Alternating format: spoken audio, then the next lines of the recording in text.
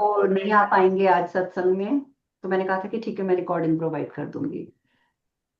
तो उसमें उन्होंने बताया है कि नारद मुनि और उनके एक मित्र थे। क्या नाम था? पर्वत ऋषि। उनका नाम था पर्वत ऋषि और नारद मुनि। इन दोनों ने भी ऐसा कर लिया था कि एक आपस में प्रॉमिस कर लिया। दोनों ने ऐसा प्रॉमिस कर लिया कि हम दोनों धरती पर चलते हैं।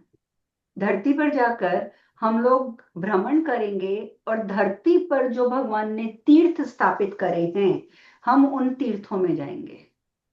ठीक है। और उन तीर्थों में जाकर हम देखेंगे कि वहां पे कितनी शुद्धता है और वहां पर कैसा सब कुछ होता है। तो पर्वत मुनि और नारद मुनि दोनों जब धरती पर आ रहे थे ब्रह्मलोक से, तो उन्होंने आपस में एक वादा किया कि हम दोनों एक दूसरे से कोई बात छुपाएंगे नहीं। पर्वत मुनि ने कहा, जो नारद तेरे मन में आएगा तो मुझे बताएगा, जो मेरे मन में आएगा मैं तुझे बताऊंगा। तो इस तरीके से प्रॉमिस करके ये लोग धरती पर आए दोनों, पर्वत मुनि और नारद मुनि। इन दोनों ने क्या किया कि धरती पर आकर जब भ्रमण स्टार्ट किया, तो आपको पता है कि जब चतुर्मास आता है, बारिशें होती हैं और चतुर्मास में मोस्टली लोग व्रत करते हैं और बहुत सारी चीजों का निषेध करते हैं महीने के अनुसार।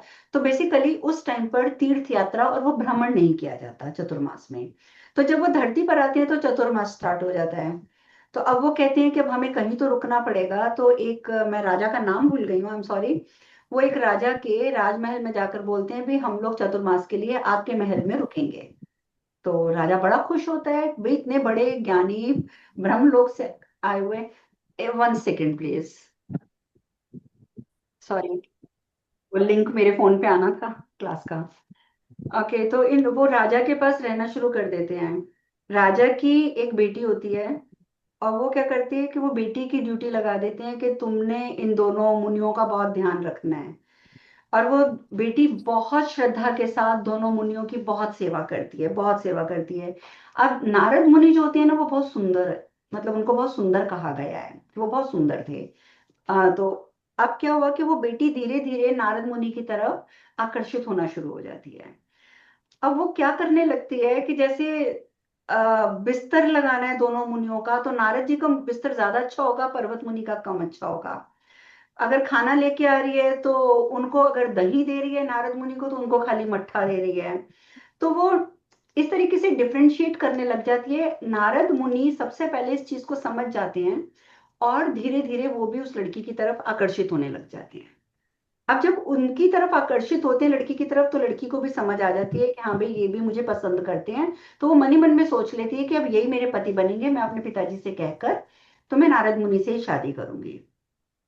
धीरे धीरे टाइम बीतता जाता है, क्योंकि 4 महीने का टाइम छोटा तो नहीं होता, लेकिन पर्वत मुनि को शक होने लग जाता है कि हर चीज अच्छी जो होती है वो नारद को मिलती है और जो उससे थोड़ी सी लो होती है वो मुझे मिलती है। तो इनको, पर्वत मुनि को बहुत बुरी लगती है ये बात। पर्वत मुनि एक दिन बोलते हैं नारद मुनि को कि तू अपना वादा तोड़ चुका है, क्योंकि हमने आपस में प्रॉमिस किया था कि हमारे दिल में जो भी बात होगी हम एक दूसरे के साथ शेयर करेंगे। तो अब मुझे तू अब अपने आप सच सच बता दे कि तेरे मन में क्या चल रहा है, तू इस लड़की के साथ, मतलब तू अट्रैक्ट है या जो भी है। जो उनकी भाषा में था, मैं आपको शॉर्ट में समझा रही हूँ। तो नारद मुनि कहते हैं कि हाँ, हमने वादा तो किया था, वाकई मैंने अपना वादा पूरा नहीं किया, पर मैं तेरे को सच बताऊं तो मैं इसको बहुत पसंद करता हूँ और ये भी मुझसे विवाह करना चाहती है, तो मैं भी सोचता हूँ कि मैं इससे विवाह कर लूंगा। पर्वत मुनि को बहुत गुस्सा आता है कि कुछ भी था, जब हमारी कमिटमेंट थी तूने कमिटमेंट तोड़ी। पर्वत मुनि नारद मुनि को श्राप दे देते हैं कि जा, तेरा मुंह बंदर वाला हो जाए, तेरे को अपने सुंदर चेहरे पे बहुत घमंड है ना, क्योंकि वो लड़की तेरी तरफ आकर्षित हुई है, तो जा तेरा चेहरा बिगड़ जाए, तू बंदर बन जा। तो वो नीचे से नारद मुनि रहते हैं, लेकिन उनका जो ऊपर का चेहरा होता है वो बंदर का बन जाता है। अब वो नारद मुनि अपने आप को कमरे में बंद कर लेते हैं। और लड़की को जब पता चलता है कि ये हुआ है, नारद मुनि सब कुछ सच सच बता देते हैं उसको कि भी ऐसे ऐसे हुआ है। पर्वत मुनि जो है वो छोड़ के चले जाते हैं उस महल को। पर नारद मुनि कहते हैं कि मैं जब तक इस शाप से मुक्ति नहीं होता मैं तो यहीं रहूंगा, छुप के रहूंगा, मैं कहाँ बंदर का मुंह लेके जाऊंगा। तो वो लड़की कहती है कि कोई बात नहीं, मैंने आपको अपने पति के रूप में वर्ण किया है। चाहे मैंने अभी लीगली जिसको बोल सकते हैं या क्या बोलते हैं कि मतलब पिताजी के द्वारा मेरा वैदिक विवाह नहीं हुआ है, पर मैंने आपको वरण कर लिया है मन ही मन में पति के रूप में। तो अब आपका मुख चाहे बंदर का है चाहे इंसान का है, मैं आपसे प्रेम करती हूँ और मुझे आप ही से शादी करनी है। वो अपने माता पिता को बोलती है कि भाई आप हमारी जो है शादी कर दो। तो पिताजी जब देखने आते हैं तो कहते हैं इस बंदर से शादी, मैं तो नहीं करूंगा चाहे कुछ भी हो जाए। तो वो अपनी माता को बोलती है कि भाई, माता को कि भाई आप फीमेल हैं, आप एक औरत हैं, आप मेरी बात समझ सकती हैं। तो आप मेरे पिताजी को समझाइए कि मैंने एक बार पति के रूप में इनको वरण कर लिया है, तो अब मैं इन्हीं से ही शादी करूंगी, चाहे इनका मुख कैसा भी हो। मैं इनकी सेवा करती हूँ और मुझे तो इनकी सेवा से मतलब है। ये मेरा पति है, मुझे इनकी सेवा करनी है बस, और मुझे कोई मतलब नहीं है, मैं इनसे शादी करूंगी। आखिर माँ बाप उनसे शादी कर देते हैं, दोनों की शादी हो जाती है। लेकिन जो पिता होते हैं वो कभी इनके महल की तरफ देखते भी नहीं है। क्यों? क्योंकि उनको बर्दाश्त नहीं होता कि मेरी इतनी सुंदर बेटी और उनका जो पति है वो एक बंदर के मुख वाला। तो ऐसे बहुत टाइम बीत जाता है। तो एक बार फिर पर्वत मुनि आते हैं, वो पर्वत मुनि को फिर नारद जी बुलाते हैं। हाँ, और उस दिन नारद मुनि जो हैं वो कहते हैं पर्वत मुनि को, तुमने मुझे शाप दिया तो शाप मुक्त तो तुम भी नहीं होगे, क्योंकि मेरी इतनी बड़ी गलती नहीं थी। तो जाओ, तुम्हें भी धरती पर जन्म लेना पड़ेगा। और फिर वो धरती पे जन्म लेते हैं पर्वत मुनि भी। तो फिर उनको पता चलता है कि पर्वत मुनि ने कहाँ जन्म लिया है। नारद जी फिर पर्वत मुनि को बुलाते हैं महल में, पर्वत मुनि आते हैं, नारद जी उनसे क्षमा मांगते हैं कि देखो, मैंने जो भी किया वो अनजाने में हुई भूल थी, लेकिन मेरी इतनी बड़ी भूल नहीं थी जो तुमने मुझे इस तरीके की सजा दे दी थी। और मैं अपनी गलती के लिए भी माफी मांगता हूँ कि तुम्हारी भी, तुम्हें गुस्सा आना जायज था, मुझे तुम्हें शाप नहीं देना चाहिए था। तो वो नारद मुनि जब माफी मांगते हैं तो उस टाइम पर पर्वत मुनि कहते हैं कि ठीक है, मैं तुम्हें शाप मुक्त करता हूँ। तो नारद मुनि फिर से बहुत सुंदर बन जाते हैं, और फिर नारद मुनि कहते हैं मैं भी तुम्हें शाप मुक्त करता हूँ, तुम भी अब ब्रह्मलोक वापस चले जाओ। तो इस तरीके से दोनों एक दूसरे को शाप मुक्त करते हैं। लेकिन ये कथा वहां पर आती है कि किस तरीके से माया के प्रभाव से इतने बड़े संत, इतने बड़े मुनि भी मोहित हो गए थे। तो हम तो इंसान हैं, तो हम लोग भी मोहित होते हैं, और नेचुरल प्रोसेस है मोहित होना। लेकिन मोहित होकर इतना मत बढ़ जाओ कि गलत रास्ते पर उतर आओ। तो उसमें उन्होंने बहुत अच्छी बताई है मोहित किस तरीके से होते हैं, क्या करते हैं। उन्होंने नारद मुनि की और भी कथाएं बताई हैं कि भगवान विष्णु एक बार ले जाते हैं, कहते हैं चल माया के दर्शन कराता हूँ। स्नान करने के लिए उनको भेजते हैं नारद मुनि को, और लड़की के रूप में उनको बाहर निकाल देते हैं।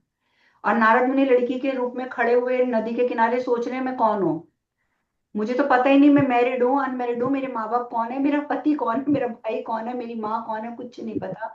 तो वहां पर तब एक राजा आते हैं, और वो उनसे फिर शादी करके उनको ले जाते हैं। तो नारद मुनि पता नहीं कितने बच्चे पैदा करते हैं, पूरी माया का प्रभाव दिखाया गया है उसमें। फीमेल बन के कितने बच्चे पैदा करते हैं, फिर कैसे युद्ध होते हैं और कैसे उनके सारे बच्चे मर जाते हैं, और कैसे फिर वो विलाप करते हैं युद्ध क्षेत्र में बैठ के कि मेरे 1000 बच्चे थे या कितने बच्चे थे, वो सारे के सारे मेरे बेटे मर गए, तो मुझे क्या मिला शादी करके, शादी करी, सारी जिंदगी अपने पति को समर्पित करी, इतने बच्चे हुए वो सब मर गए। तो तब भगवान विष्णु एक ऋषि का रूप लेकर आते हैं, फिर उनको बताते हैं कि ये माया थी, ये कौन से पुत्र, किसके पुत्र, कब तुम्हारे पुत्र बने, अगले जन्म में किसके पुत्र बनेंगे, तुम्हें क्या पता है, और तुम कौन हो, तुम्हें पता है कि तुम पिछले जन्म में कौन थी और तुम अगले जन्म में क्या बनोगी। तो फिर ना वहां पे भगवान विष्णु पंडित बनकर, एक ब्राह्मण बनकर ज्ञान देते हैं।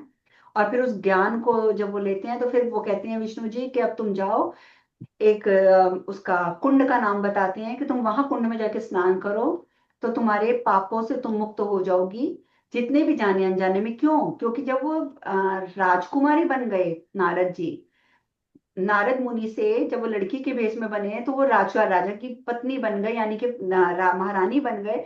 तो महारानी बनकर बहुत गलत काम भी किए, किस तरीके का भोजन किया, किस तरीके का खान पान किया, तो बहुत अशुद्धियों के पाप भी करे उन्होंने रानी बनकर। तो भगवान कहते हैं अब तुम जाओ, जाकर उस कुंड में स्नान करो, तुम्हारे पाप मुक्त होंगे तो तुम्हें सारा ज्ञान प्राप्त होगा। तो फिर जब नारद मुनि, वो जो औरत बने होते हैं, वो जब उस कुंड में स्नान करते हैं, वापस निकलते हैं, तो वहां पर वापस निकलने पर वो नारद मुनि के रूप में वापस निकलते हैं। पर उन्हें उन्हें विस्मृति नहीं होती, उन्हें सारी स्मृति रहती है कि मैं क्या था अभी थोड़ी देर पहले, मैं तो एक रानी था, फलाने राजा की पत्नी था, मेरे 1000 पुत्र थे, युद्ध में मारे गए थे। तब भगवान विष्णु उनको बताते हैं कि ये सब मैंने तुम्हें माया का प्रभाव दिखाया है, कि कैसे बड़े से बड़ा इंसान भी माया से प्रभावित होता है। तो it's a very beautiful book, अगर आप लोग सुने तो आपको बहुत कुछ समझ आएगा उसमें। मैंने ये नारद मुनि की कथा इसीलिए आपको बताई है इसमें। अब आपके अगर कोई प्रश्न है तो आप प्रश्न पूछिए।